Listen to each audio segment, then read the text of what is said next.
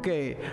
Ngayong umaga, dahil meron tayong bautismo, palagay ko ay isang tama lamang na sariwain natin sa ating mga isip ngayon ang kahalagahan ng okasyong ito. Now, kung tama ang aking pagkakaalala, hindi naman ito ang pinakamaraming na bautismuhan sa atin dito ng isang Sunday. Sa palagay ko, mayroong nangyari. I think there was a time na may mahigit na 10 binautismuhan nung nandoon pa tayo sa dati nating pinagtitipunan. Pero dito sa ating pong bagong building, ay ito po ang kauna-unahan na meron tayong nabautismuhan ng ganitong karami, 7 people to be baptized. No. So, ang bautismo ay isa sa 2 ordinansa na ipinagtagubili ng ating Panginoon sa kanyang iglesia na dapat i-observe sa bawat lugar, sa bawat panahon, hanggang sa ang Panginoong Kristo ay muling bumalik at hustuhin ang kanyang paghahari dito sa mundo. Isang malungkot na katotohanan na ang bautismo ay naging kontrobersiya sa marami. Mula pa sa early church hanggang sa panahon natin ngayon. Iba't iba ang pagkaunawa. No? Differences of understanding began to appear among Christians regarding the meaning of baptism or who should receive it. Sino ba ang dapat bautismuhan? Dapat bang bautismuhan ay yung mga bata, mga matatanda na, o sino ba ang dapat bautismuhan? At maging doon sa pamamaraan ng pagbabautismo, dapat bang ilubog, dapat bang wisikan, o dapat bang buhusan? No, ayan ang naging issue ng marami. So these conflicting opinions have resulted in different denominations and divisions among Christian churches. Now, just a quick comment, no? Mabilis lang na comment ito dahil hindi naman wala tayong time para pag-usapan ang mga detalye nito. Sa tuwing ginagamit sa Bagong Tipan yung salitang bautismo, ang salitang Griego nito ay baptizo. Na ang ibig sabihin ay to immerse or to submerge, no? Ilubog. Yun ang ibig sabihin niyan. Hindi kailanman ginamit yung salitang bautismo at ginamit yung salitang Griego na rantidzo, na ang ibig sabihin ng rantidzo ay wisikan, or keio, na ang ibig sabihin ng keio ay buhusan. No? Walang ganong ginamit. In fact, yung salitang rantidzo at keio ay binanggit sa Bagong Tipan but never in the occasion of baptism. So, gusto ko lang liwanagin ang bagay na yan. Bakit ang ating bautismo ay lubog at hindi wisik at hindi buhos? Huh? Okay. And to say na ang isang tao ay dapat bautismuhan sa pamamagitan ng pagwiwisik o sa pamamagitan ng pagbuhos, parang contradiction in terms. Para bang sinabi mo, yung isang tao ay pwedeng tumakbo ng nakasakay o tumakbo ng naglalakad. Diba? That's contradiction in term. So, nililiwanag ko yan sapagkat meron din maaring dito na uma-attend sa atin o nanonood sa ating live stream na may ganyang klase ng paniniwala. Maybe we can discuss that later. Now, itong baptism ay dapat makita natin ang katotohanan na yung biblical doctrine of baptism ay ina-affirm as both ordinance and sacrament. Ordinance and sacrament.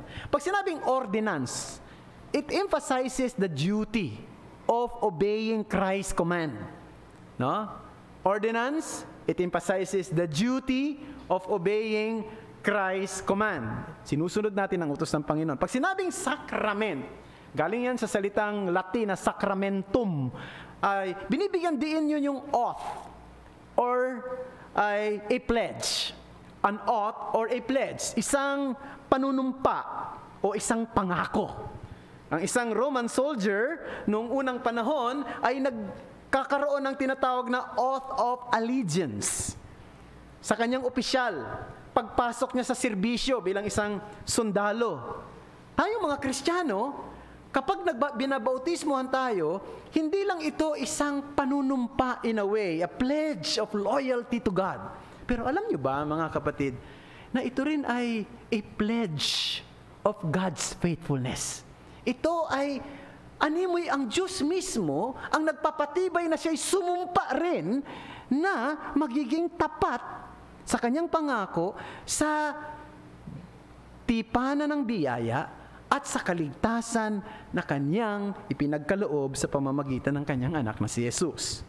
Now, maraming paksa na pwede nating talakayin sa usapin ng bautismo, but due to the limitation of time, I will just limit our meditation on the purpose of baptism. And I have no single passage today to be used. I will be citing several verses from the Bible. Unang-una, tingnan natin sa umagang ito, the erroneous ideas on baptism and then the essential intentions of baptism. At the outset, we must dismiss the idea that baptism conveys the grace of salvation. Dapat, yun po ay isang malinaw sa atin. Ang bautismo ay hindi nagdadala ng kaligtasan sa isang tao. Sapagkat kung ang paniwala natin na naliligtas ang isang tao sa pamamagitan ng bautismo, matindi ang consequence niyan. Ang ibig lang sabihin, lahat ng mga hindi na bautismuhan ay hindi ligtas. Di ba? At sa kabilang bahagi naman, lahat ng nabautismuhan na hindi naman nagpahayag ng bunga ng kanilang pananampalataya ay ligtas din.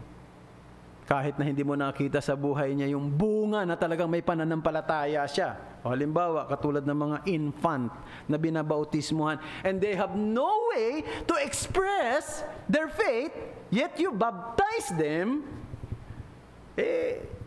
kung yung paniniwala ng isang tao ay pwedeng maligtas ang bautismo, ibig sabihin, ligtas lahat. Lahat na nang nabautismuhan. Now, to elaborate it more, let me share to you two erroneous ideas about baptism. Marami pa, no? Kaya lang, wala tayong maraming time ngayon. Pero una-una, ito, medyo, ano naman sa atin, ang mga sasabihin kong iba dito ay maaring alam na rin natin. Ang isa sa mga erroneous idea is this, that baptism is the way into the body of Christ. That baptism is the way into the body of Christ. Now, alam nyo, mga kapatid, ang Biblia ay nagha-highlight ng pagkakaiba ng tinatawag na universal church or invisible church at saka ng local church o visible church. Yung body of Christ, sa tuwing binabanggit yan sa Bible, lalo na sa New Testament, ito'y tumutukoy sa totality ng lahat ng mananampalataya sa iba't ibang bahagi ng ating mundo. Ito ay invisible in a sense na its members are known to God alone. Ang nakakakilala lang sa mga yon ay yung Diyos. Bakit? Unang-una, wala tayong kakayanang makilala ang lahat ng tao kung sila'y totoong Kristiyano. Sa totoo lang, hindi naman natin nga alam ang totoong kondisyon ng puso ng bawat isa. Hindi natin nalalaman yung bang taong ito na nagsasabing Christian siya, totoo ba talaga sa puso niya yon? Hindi natin alam yon. Nagtitiwala lang tayo sa kanyang salita. Nagtitiwala lang tayo sa kanyang profession. Pero yung totoo nandito sa puso, hindi natin alam. Ang Diyos lang ang nakakakilala kung totoo ang kanyang pananampalataya sa Panginoon. And aside from that, we have no way to know all the Christians in different parts of the world. Diba? Hindi natin nakikita yung mga Christian sa Africa, yung mga Christian sa Europa, yung mga Christian sa Amerika at sa ibang bahagi pa ng ating mundo. We have no way to know all the Christians in different parts of the world. Ang isang tao ay pwedeng maging miyembro ng isang local church na katulad ng SGCC, pero posible na maaari hindi pa siya miyembro ng body of Christ, ng universal church, ng invisible church. At yan ay napatunayan natin maraming beses dito sa ating iglesia. May mga naging miyembro tayo rito, in the long run, ay napatunayang hindi sila mga totoong ligtas. Bumalik sila sa mundo. Tumigil sila sa pagsunod sa kalooban ng Diyos. Napatunayan na at the very beginning, hindi pala totoo ang kanilang profession. But definitely, the Lord knew who is the real Christian. 2 Timothy chapter 2, verse 19 says, "But God's firm foundation stands, bearing this seal, the Lord knows those who are His. And let everyone who names the name of the Lord depart from iniquity." So only God knows who are really His. At tayo, ang mga hint lang sa atin para masabi natin, Christian nga siya. Christian nga itong nagsasabing ito, ay kung nagdi-depart na siya sa iniquity, lumalayo siya sa kasamaan. Eh, ang problema lang, hindi naman natin monitor ang bawat isa 100%, 24/7. Diba?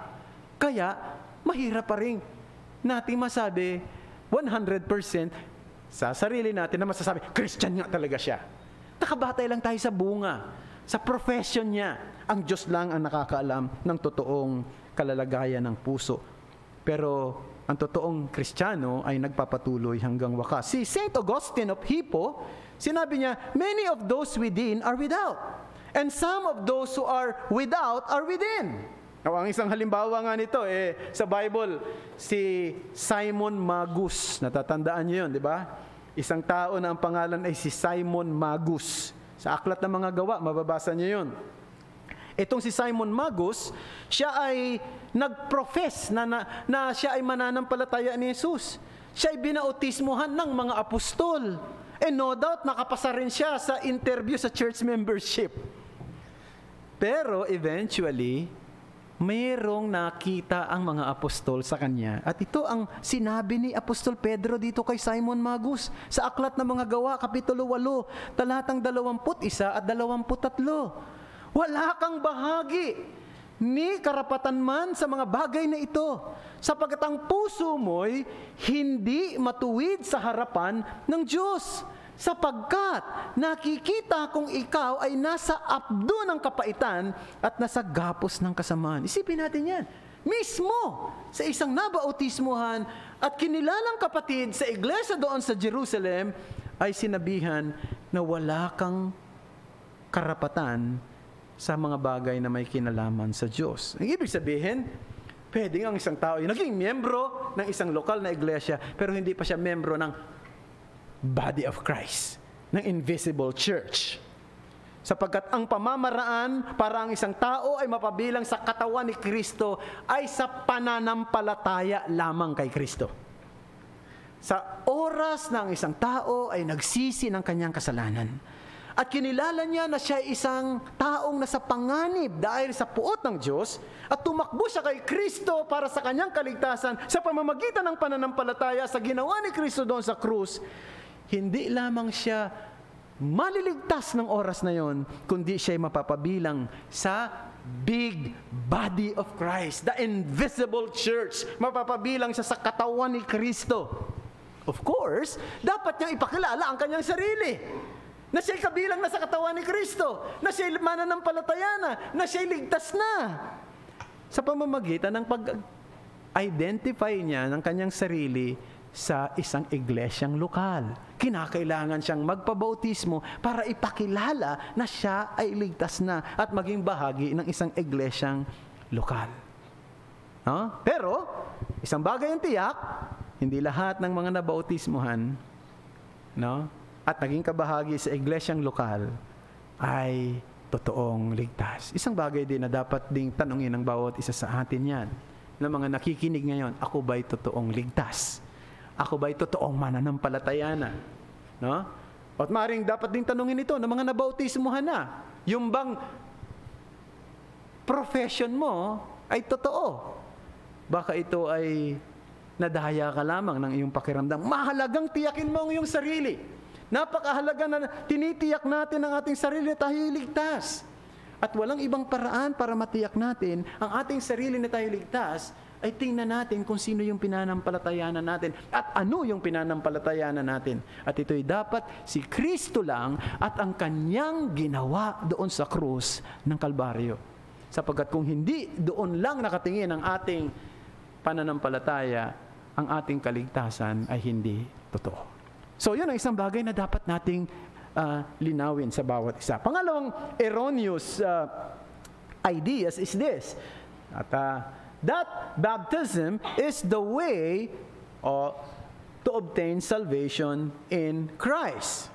The New Testament is clear na ang isang tao ay pawawalang sala, o sa mas lumang Tagalog na salin ay inaaring ganap o maliligtas sa pamamagitan ng biyaya, kundi sa pamamagitan lamang ng pananampalataya at hindi sa bautismo. Ulitin ko, ang isang tao ay pawawalang sala at maliligtas sa pamamagitan lamang ng pananampalataya kay Kristo at hindi sa bautismo. Galatia Kapitulo 2, talatang 16. At nalalaman natin na ang tao ay hindi inaaring ganap sa pamamagitan ng mga gawa ng kautusan, kundi sa pamamagitan ng pananampalataya kay Jesucristo. At tayo'y sumasampalataya kay Kristo Jesus upang ariing ganap sa pamamagitan ng pananampalataya kay Kristo at hindi sa pamamagitan ng mga gawa ng kautusan, sapagkat sa pamamagitan ng mga gawa ng kautusan ay hindi aariing ganap ang sinumang laman. Paulit-ulit dito sa Apostol Pablo, no? Repetitious siya dito sa verse 16 ng chapter 2. Now, bakit? Para bigyang diin sa atin na ang pagpapawalang sala sa isang tao ay tanging sa pamamagitan lamang ng pananampalataya kay Kristo, sa kanyang katuwiran at sa kanyang ginawa doon sa krus ng Kalbaryo. Sa Galatia Kapitulo 3, talatang 26, sapagkat kay Kristo Jesus kayong lahat ay mga anak ng Diyos sa pamamagitan ng pananampalataya. Efeso Kapitulo 2, talatang 8 hanggang 9, at ito'y maaaring sa ulado na nating lahat. Sapagkat sa biyaya kayo'y naligtas sa pamamagitan ng pananampalataya, at ito'y hindi sa pamamagitan ng inyong sarili.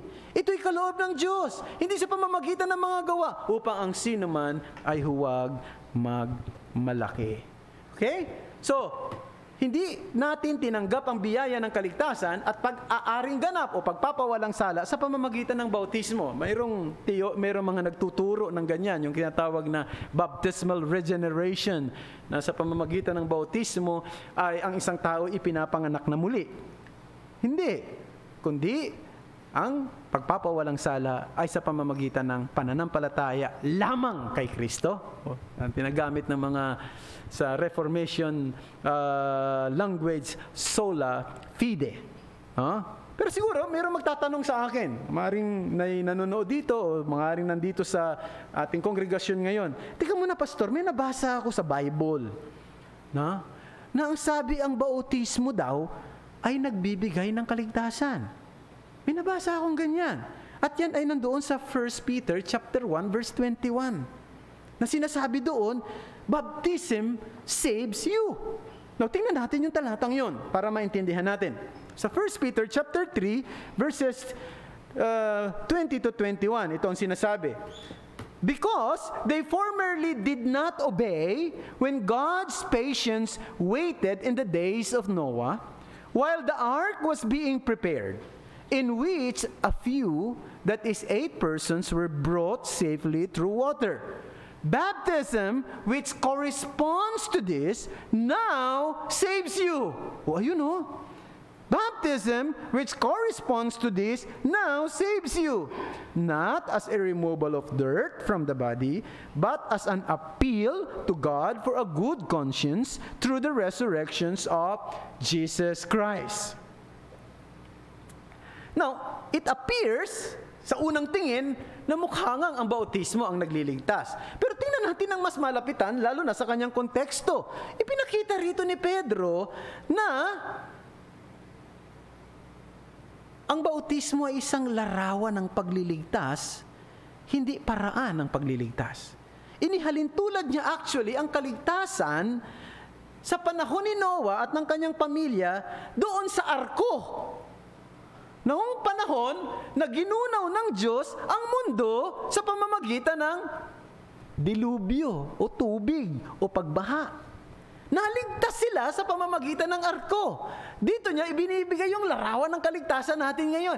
Katulad ng pagliligtas doon sa panahon ni Noah sa kanyang pamilya at naligtas sila sa pamamagitan ng arko, Gayon din tayo ay maliligtas ngayon sa pamamagitan ng pananampalataya kay Kristo na muling nabuhay. No? Ngayon, ang ginawa ni Pedro rito, ginamit naman niya yung flood. No? He did use the flood as the figure of baptism. Ginamit niya yung baha bilang isang larawan ng bautismo.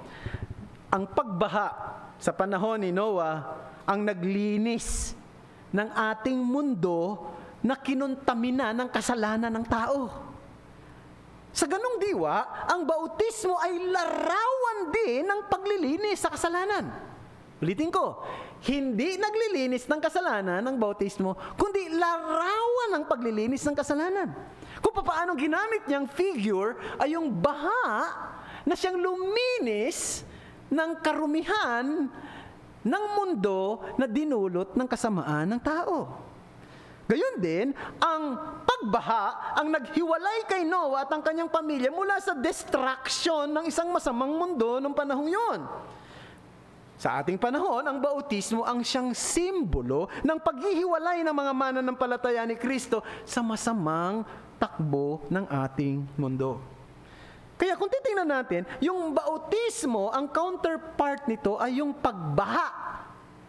Samantalang ang kaligtasan natin kay Kristo, ang counterpart nito ay yung arko na siyang ginamit para maligtas ang pamilya ni Noah. And to make sure Peter would not be misunderstood, he says, baptism saves you not by the removal of dirt of the body.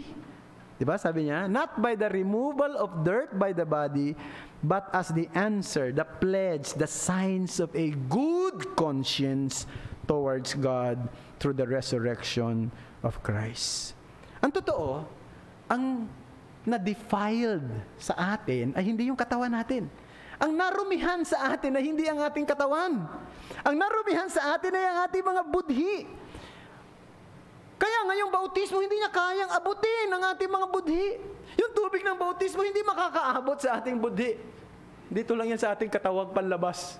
Hindi ba? Hindi malilinis ang ating budhi sa pamamagitan ng bautismo. Pero ang bautismo ay isang pangako, isang tanda, isang confession panlabas na ang ating pananampalataya kay Kristo sa kanyang kamatayan at muling pagkabuhay ang nagligtas ng ating mga kaluluwa at nagbigay ng isang mabuting budhi. Yun ang ibig sabihin nun. Ang pananampalataya ang nagbigay ng isang mabuting budhi at pinatutunayang panlabas ng bautismo na ating ginagawa sa tubig. So, the New Testament is teaching that man cannot be saved through baptism. Sapat alam natin yung kwento doon sa, di ba, yung kasama ni Kristo na napako doon sa krus, mayroong magnanakaw na nanampalataya sa kanya. Sinabi niya, ngayon din kasama kita sa aking paraiso. Naligtas siya, hindi mo siya binautismuhan. Kung matatandaan nyo, mayroong isang taong pangalang Cornelio. Acts chapter 10. Ang sabi, si Cornelio, tinanggap niya ang banal na espiritu, na ang ibig sabihin ay siya ay ipinanganak na muli. He was regenerated. Bago siya binautismuhan. So, walang nangyayaring kaligtasan sa bautismo. Ang bautismo ang patunay panlabas na may nangyaring kaligtasan na sa loob ng puso ng isang tao. So yun ang una. Pero let's go to the second point, the essential intention of baptism. First of all, it publicly declares our faith in Christ. Faith in its essence is invisible and intangible. Thus, need to be expressed in action. Ang pananampalataya sa kanyang totoong kalikasan, hindi naman nakikita hindi nahahawakan. Hindi mo nalalaman kung yung tao, yung pananampalataya, hindi mo nakikita yan sa pamamagitan ng iyong mga mata. No? Wala nakakakita niyan, ang Diyos lang. Ito kasi ay isang personal na encounter ng isang tao na kung saan ang espiritu niya ay kanyang ipinaiilalim, ipinasasakop sa espiritu ni Kristo. Ito, in a way, ay isang sikretong karanasan. Sa bautismo ay ipinapakita natin sa mga tao yung hindi nila nakikita. Ulitin ko. Sa bautismo ay ipinapakita natin sa mga tao yung hindi nila nakikita. Ano yon? Pananampalataya. Di ba? Katulad yan ng wedding ring ng mag-asawa. Yung wedding ring ay outward symbol ng pag-ibig na espesyal sa isa't isa. No? Outward symbol lang ito. Nang may espesyal kang pag-ibig sa isa. Hindi kasi nakikita yung pag-ibig eh. Hindi nakikita yung commitment sa puso ng isang tao eh. Kaya kinakailangan ng palatandaan, panlabas. And the same also, baptism is an outward token of faith relationship. Now, number 2, it solemnly commits our life to Christ. Noong tayo ay naligtas, nangako tayo na susunod kay Kristo at ihahandog natin ang ating buhay sa paglilingkod sa Kanya. Sa bautismo, ito ay isang sakramento. Kaya nga, sakramentum. Ang ibig sabihin nun, pledge. Ibig sabihin nun, oath of allegiance. Tulad ng binanggit ko kanina, ang isang military noon ay nagkakaroon ng oath of allegiance. Paulit-ulit niyang sasabihin yan sa harapan ng kanyang opisyal na siya ay merong loyalty sa emperor ng Rome. He solemnly committed himself to a life of loyalty and dedicated service to the emperor. Baptism, at the same time, is a vow of allegiance of the Christian soldier. Ito ay vow. Kaya kayong mga babautismohan ngayon, ay parang sinasabi nyo, sumusumpa ako ngayon na ako ay susunod sa Panginoon. Na ako ay magiging sundalo niyang tapat hanggang wakas. Sinasabi mo sa mga tao, si Kristo'y nasa akin na at ako'y na kay Kristo. Galatia Kapitulo 3, talatang 27, sapagkat ang lahat ng nasa inyo na binautismohan kay Kristo Jesus ay ibinihis si Kristo. It means we identified ourselves to Christ. And we must be true to our vow. We must be true to our confessions. And we should not turn back from it. Hindi tayo dapat tumalikod dito sapagkat sabi ni Jesus Christ sa Lucas Kapitulo 9, talatang 62, subalit sinabi sa kanya ni Jesus, walang sino mang humahawak sa araro at tumitingin sa mga nasa likuran ang karapat-dapat sa kaharian ng Diyos. So ang ibig sabihin, ito ay panunumpa na kailan may hindi na ako tatalikod pa kay Kristo, ako'y magpapatuloy hanggang katapusan. Pero tandaan natin, no? Lalo na doon sa mga bata pa na babautismuhan ngayon, no? Kung gaano kahaba ang inyong buhay, ganon din kahaba ang pakikipaglaban ninyo kay Satanas. Remember that. Sapagkat ang gagawin ni Satanas, iko-contest niya yung ating ipinangako. Iko-contest niya yung ating mga sinumpaang tungkulin. Gagawa siya ng mga pamamaraan para sirain ang lahat ng iyong mga pangako. Sa pamamagitan ng matitinding tukso, sa pamamagitan ng mga disappointment, sa pamamagitan ng mga pag-uusig. Ihanda mo ang iyong sarili dyan. Ihanda mo ang iyong sarili sa pakikipaglaban.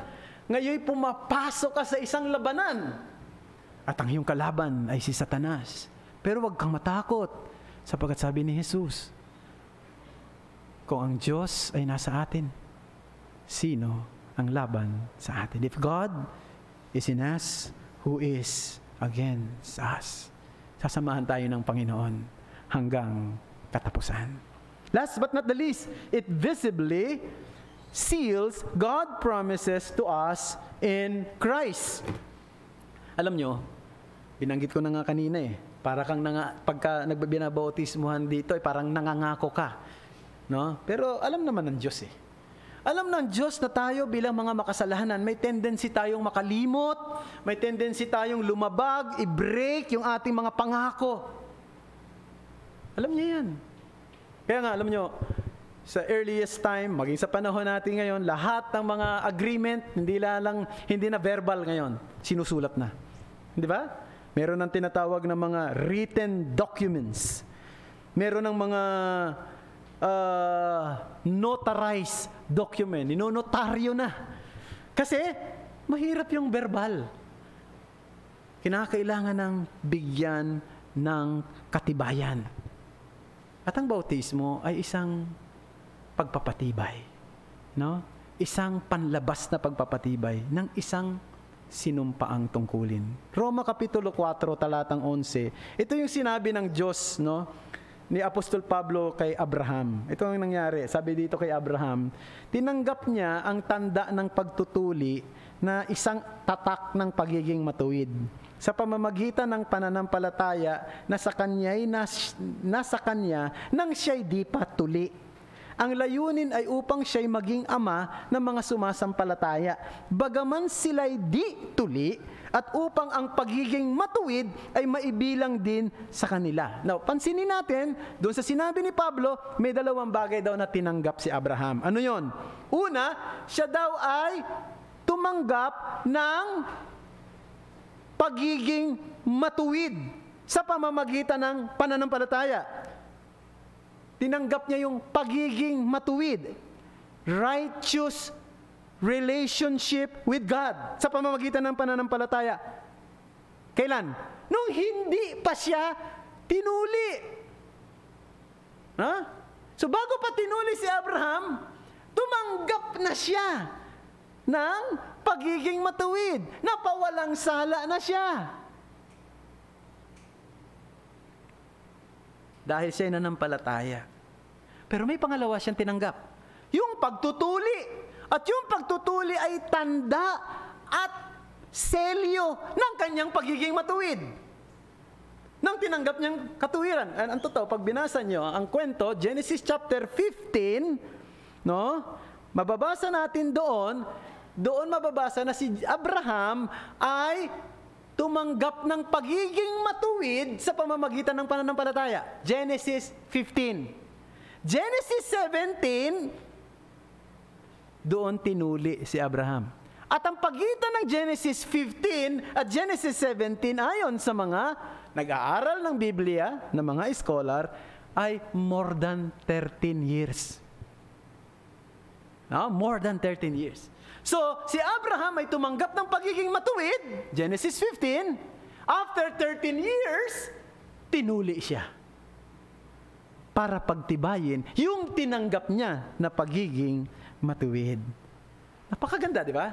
Ang punto rito, pag tagtiwala tayo kay Kristo bilang ating tagapagligtas, isinuko natin ang sarili natin sa Kanya bilang Panginoon, daglian, agad-agad, magiging kabilang tayo sa mga taong tatanggap ng pagiging matuwid.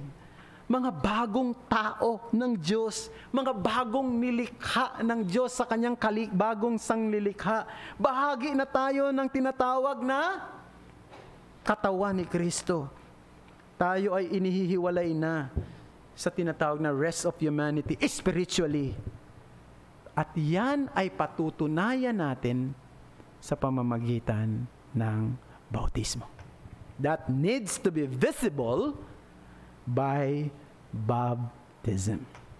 So, para doon sa mga babautismuhan ngayong araw na ito at sa mga nabautismuhan na, magandang ma-remind sa atin ang mga katotohanan ito. Tandaan natin lahat. Saan man tayo mapunta, anumang sitwasyon na harapin natin, good times man yan, bad times man yan, in times of peace, in times of trouble, no?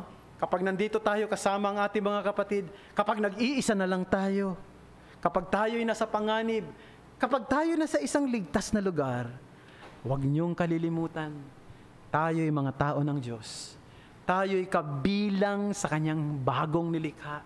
Tayo'y tumanggap ng pagiging matuwid. Tayo ay inampon sa Kanyang pamilya.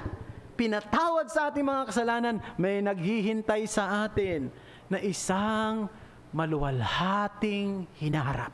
There is a bright future that awaits us. At ngayon, ito'y pinatutunayan natin at pinagtitibay natin sa pamamagitan ng bautismong tinanggap na natin ng iba at tatanggapin pa lang ng mga pabautismuhan ngayong araw na ito. Gusto ko kayong hamunin uli, katulad ng paghamon sa nakaraan at lagi-lagi sa pulpitong ito. Tayo ay maglingkod sa Panginoon hanggang katapusan. Manalangin tayo. Salamat, Panginoong Diyos, sa mga salita mong ito na napagbulay-bulayan namin. Sana po'y isulat niyo ito sa puso ng bawat isa, lalo na sa mga babautismuhan ngayon. At sa bawat na bautismuhan na, sana ang lahat ng ito ay maging isang malakas na paalala sa bawat isa. Salamat po, Panginoong Diyos. Salamat sa kaligtasan na ginawa ni Kristo para sa amin. At salamat din sa ordinance of baptism na iyong ibinigay upang pagtibayin ang pagpapala ng kaligtasan na aming tinamo sa pamamagitan ng iyong anak na si Jesus. Samahan mo kami, bigyan mo kami ng isang masayang oras. Maaaring mabilis lamang ang bautismong ito, pero sana maging fruitful, maging meaningful, at maging makabuluhan. Lalo na sa mga nanonood, sa mga hindi pa nababautismuhan, ma-encourage din sila, at sa bawat isa sa aming naririto ay lalo kaming ma-edify. Tulungan mo si Pastor Proy sa kanyang paglilid sa baptism at ang bawat isa ngayon. Ito ang aming dalangin sa ngalan ni Jesus. Amen.